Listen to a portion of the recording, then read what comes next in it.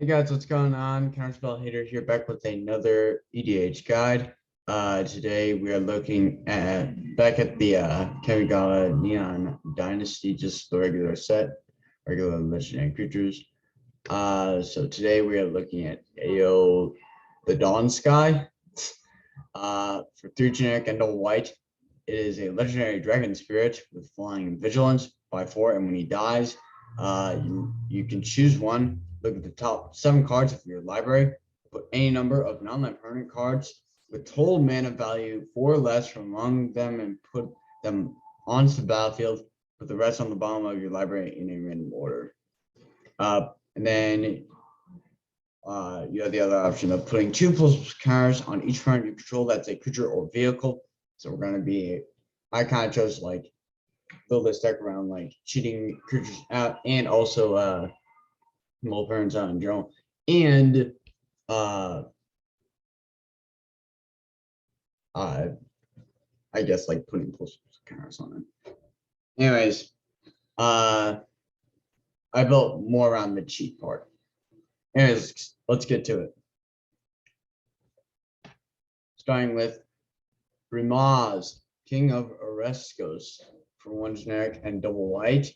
He is a legendary cat soldier with vigilance 3/4, and when he attacks, he creates a 1/1 white cat soldier creature token with vigilance. Tapped, well, not tapped and attacking, that's just attacking. And whenever this guy blocks, you also create the same token, except it's blocking that creature. Concerted effort for 2 generic and double white. It's an enchantment that can give that at the beginning of each player's upkeep, all creatures you control gain flying until in turn.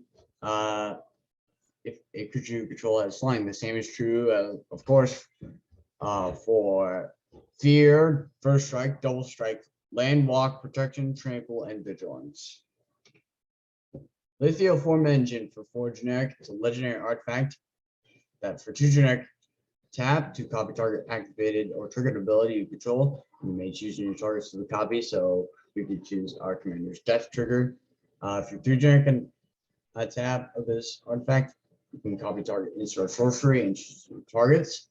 Then for 4 generic, we can tap this and copy target current spell we control. Land tax. So this kind of help. This is great because this can help us. One, it's cheap, so with this, we can kind of cheat out more stuff on our commander's death trigger. And even if we only get this, it's still great because it's a land, not land, it's an enchantment that's at the beginning of our upkeep. If an opponent controls more lands than us, then it allows us to tutor our library for up to 3 basic land cards, reveal them, and put them into our hand and shuffle our library. So this can help us not only ramp, but like not whiffing with our commander. Because the less lands you have, the less likely you are to like totally whiff. So Crusade for double white is an enchantment that gives white creatures +1/+1. Heliod God's Son. 3 generic and white. He is a legendary enchantment creature god. Indestructible 5/6 as long as your devotion to white is less than 5. This guy is in the creature. Each white mana symbol, and mana cost of friends you control counts towards your devotion to white. Another creature you control at vigilance. And then for 2 generic and double white, you can create a 2/1 white cleric enchantment creature token. Sword of Truth and Justice, 3 generic, is an equipment. It gives the equipped creature +2/+2, a protection from blue and from white. And whenever the equipped creature deals combat damage to a player, put a +1 counter on a creature you control, then proliferate. So you choose any number of friends and or players, and then give each another of each kind already there. Equip cost of 2. So it kind of also utilizes our commander's other death trigger. Druidic Satchel for 3 generic. It's an artifact that for 2 generic you can tap to reveal the top card of our library. If it's a creature card, we create a 1/1 green 7 creature token. If it's a land card, we put that card on the battlefield under our control. If it's a non-creature, non-land card, you can gain 2 life. This can help us ramp, create an army in a hurry, or gain us life if need be. Grateful Aberration for 1 generic and white. Spirit with flying 1/1. When it deals comes into a player or Planeswalker, proliferate. Magistrate's Scepter for 2 generic. It's an artifact that 4 generic can put a charge. You can tap and put a charge counter on itself. Then you can tap to remove 3 of those charge counters from Magistrate's Scepter to take an extra turn after this one.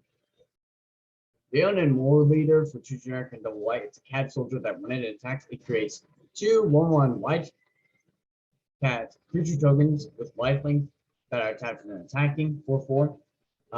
Soul's Attendant to kind of go along with it and along with this deck in general. For 1 white, it is a human cleric that allows us to gain 1 life whenever another creature enters the battlefield. 1/1, and that's on any side of the battlefield, so whether it's yours or your opponent's. Heliod, the Sun Crown, it's just Sun Crown, excuse me. 2 generic and white, the Trinitarian creature god, indestructible. Same thing with devotion, as long as your devotion to white is less than 5. This guy is a creature. Whenever you gain life, put a plus counter on target creature or enchantment you control, and then for 1 generic and white, you can give another target creature lifelink until its turn. 5/5. Passion Orator for 1 generic and white. It's human cleric. That states whenever another creature enters the battlefield under your control, you gain 1 life to 2. Third Blade Paladin for 3 generic and white. It's human knight that puts a plus counter on itself whenever we gain life. 3/3. As long as we have 25 or more life, this guy has double strength. Ajani, Strength of the Pride for 2 generic and double white. He is a legendary planeswalker. Comes in with 5 loyalty. For +1, you can gain life equal to the number of creatures you control plus the number of planeswalkers you control. -2, you create a 2/2 white cat soldier creature token named Ajani's Pride Mage with whenever you gain life, put a plus counter on Ajani's Pride Mage. Then 0 if you have at least 15 life more than your starting life total. Exile Ajani's Strength of the Pride in each artifact and creature your opponents control. So 1-sided board white. Archangel of Tides for 1 generic and triple white. It's an angel with flying 3/5. That states as long as it's untapped, creatures can attack you or a planeswalker you control unless their controller pays 1 generic for each of those creatures. As long as this thing is attacking, creatures can't block unless their controller pays 1 generic for each of those creatures. Then we have Odric, Master Tactician for 2 generic and double white. He is a legendary human soldier with first strike, meaning he deals combat damage to 4 creatures without first strike, 3/4. And whenever Odric and at least 3 other creatures attack, you choose which creatures block this combat and how those creatures block. So this could die right at the end of the game because you could choose for your opponent to block nothing, or you could choose for them to block something that on your board that's pretty deadly, and have them lose like a valuable creature. Bastard Cat for 1 generic and double white. He is a legendary planeswalker as well, who comes in with 3 loyalty. +1, he can give a plus counter on up to 1 target creature and indestructible to that same creature until end turn. -2, whenever 1 or more non-token creatures attack this turn, create that many 1/1 white soldier creature tokens that are tapped and attacking. And then -6, we get an emblem with the beginning of combat on your turn, creates a 1/1 white soldier creature token, then put a plus counter on each creature you control. Kithkin Rabble for 3 generic and a white is a Kithkin creature with vigilance whose power and toughness are each equal to the number of white permanents we control. And since we're playing mono white, this could be very powerful very quick. And with how many permanents we're cheating now. Boom Pile for 4 generic is an artifact that can tap to allow us to flip a coin. And if we win that flip, we destroy all non-land permanents. It's a complete board wipe. Coercive Portal, I have no idea. For 4 generic, it's an artifact. Will of the Council. At the beginning of your upkeep, starting with you, each player votes for Carnage or Homage. If Carnage gets more votes, you sacrifice Coercive Portal, I think. I don't know. And destroy all non-land permanents. All non-land permanents, excuse me. And if Homage gets more votes or the vote is tied, draw a card. Excuse me, not sweet. And Harmonicon for 4 generic, it's an artifact that states if an artifact or creature entering the battlefield causes a triggered ability of a permanent you control to trigger, that ability triggers an additional time. So pretty good there. Doubling cube for 2 generic, it's an artifact that for 3 generic can tap and double the amount of each type of mana in our mana pool. Tithe Taker for 1 generic and a white. It's a human soldier that states during our turn, spells your opponents cast cost 1 generic more to cast, and abilities your opponents activate cost 1 generic more to cast unless their mana abilities and afterlife 1, meaning that when this creature dies, we create a 1/1 white and black spirit creature token with line 2/1. Keeper of the Accord for 3 generic and a white. It's a human soldier that creates us a 1/1 white soldier creature token if at the beginning of each opponent's end step that player controls more creatures than us. 3/4. Same thing with lands, allows us to tutor for a land and put it on the battlefield. If at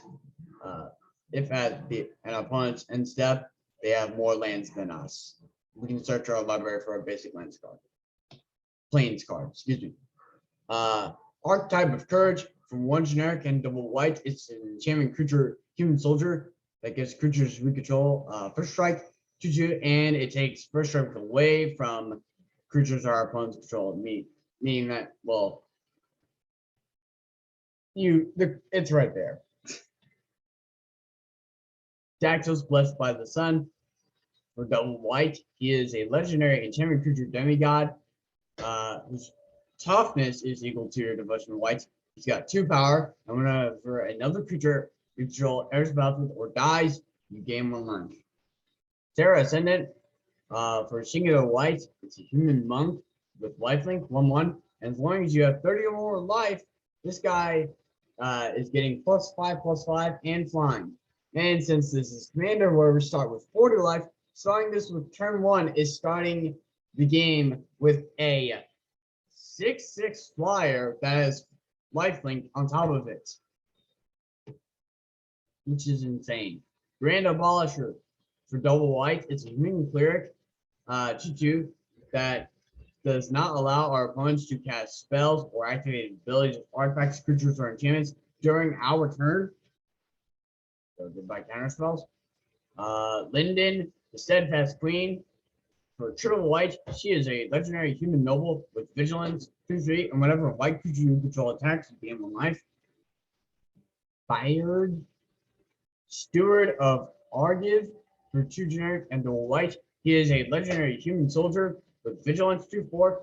Creatures cannot attack you or things or you control unless their controller pays 1 generic for each of those creatures. Paragon of New Dawns, 3 generic and a white. It's a human soldier that gets white creatures we control +1/+1, 2/2. And then for a singular white, we can tap, and then we can tap this creature, and then another target white creature we control gains vigilance until end of turn. Oketra the True, for 3 generic and a white. She is a legendary god with double strike and indestructible 3/6. She cannot attack or block unless you control at least 3 other creatures. And then for 3 generic and a white, we can create a 1/1 white warrior creature token with vigilance. Resplendent Angel for 1 generic and double white. It's an angel with flying 3/3. And at the beginning of each end step, if we gain 5 or more life this turn, we create a 4/4 white angel creature token with flying and vigilance. Then for 3 generic and triple white, until end of turn, Resplendent Angel gets +2/+2 and lifelink until end of turn. Little Linvala, Keeper of Silence, for 2 generic and double white. She is a legendary angel with flying, 3/4. Activated abilities of creatures your opponents control can't be activated. Woo! Soul Warden.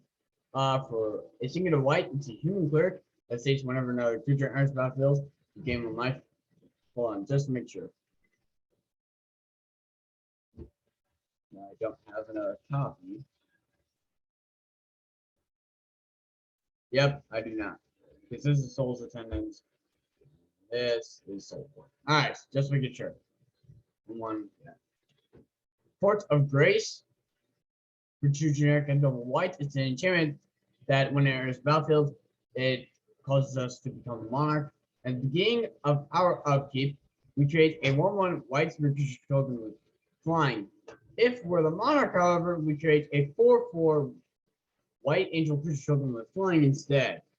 Smothering Tide, 3 generic and white, it's an enchantment that allows us to create a treasure whenever an opponent draws a card if they don't pay 2. If they pay the 2 generic, then we do not create that treasure. If they don't pay that cost, then we get treasure every time they draw a card. Hero of Bladehold, for 2 generic and the white, it's a human knight with battle cry, meaning that when this creature attacks, each other attacking creature gets +1/+1 until in turn, 3/4. And whenever this creature attacks, you create 2 1/1 white silver tokens that are tapped and attacking. Spirit Bonds, for 1 generic and white. It's an enchantment that creates a 1/1 white spirit creature token with flying. Whenever a non-token creature enters the battlefield and we decide to pay a singular white. And for 1 generic and white, we can sacrifice a spirit and target non-spirit creature is given indestructible until its turn. Legion's Landing, for a singular white. It's a legendary enchantment that when it enters the battlefield, it creates a 1/1 white vampire creature token with lifelink.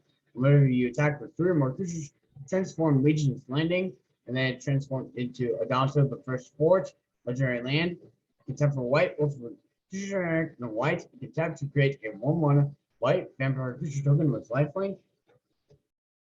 Phyrexian on life. For generic and white, it's an enchantment that does not allow us to lose the game for having 0 or less life. And as long as you have 0 or less life, all damage is dealt to you as though its source had infect. So that's kind of last resort. Suture Priest, for 1 generic and a white, it's a cleric that whenever another creature enters the battlefield under our control, we may gain 1 life, 1/1. And whenever a creature enters the battlefield under our opponent's control, we may have that player lose 1 life. Archon of Sun's Grace, for 2 generic and a white. It's an Archon with flying and lifelink, and it gives Pegasus creatures we control lifelink 2/4. And whenever an enchantment enters the battlefield under our control, we create a 2/2 white Pegasus creature token with flying. Proper Burial, for 3 generic and a white. It's an enchantment that allows us to gain life equal to a creature's toughness whenever a non-token creature's toughness whenever it dies. Whenever a creature we control dies, of course. All that glitters. From 1 generic and a white, it's an aura that gives the enchanted creature +1/+1 for each artifact in or enchantment we control. Conqueror's Flail, for 2 generic, it's an equipment that gives the equipped creature +1/+1 for each color among friends we control. And as long as Conqueror's Flail is attached to a creature, our opponents can't cast spells during our turn. The quick cost of 2 generic.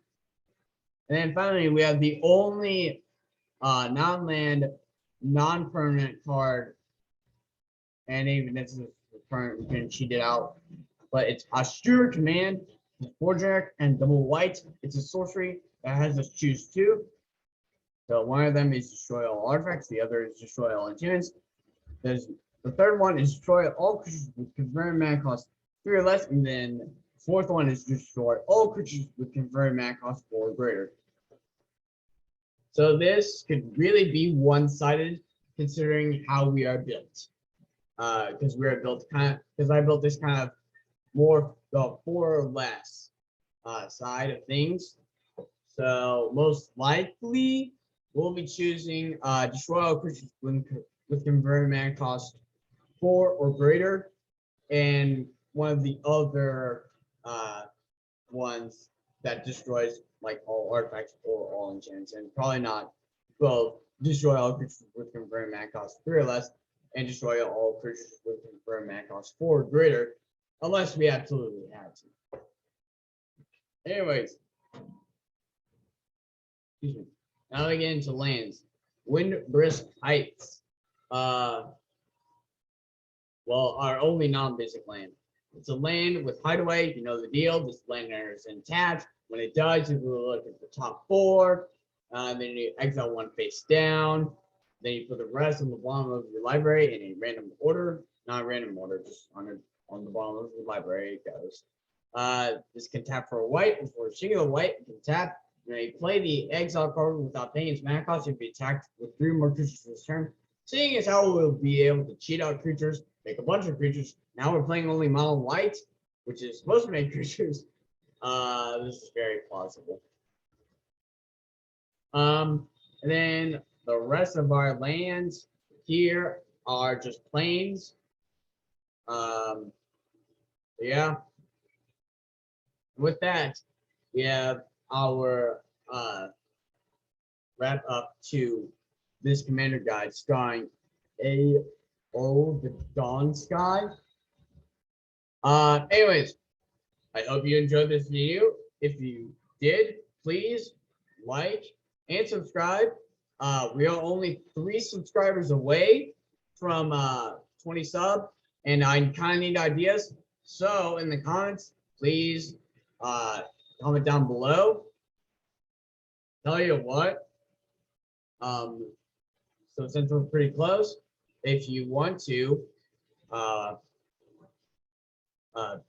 if you're the first one to do it, as you're commenting, you can write down your idea for one you may want me to do on my 20 sub special. Just make sure it's magic related or something appropriate, not silly. Mostly magic related.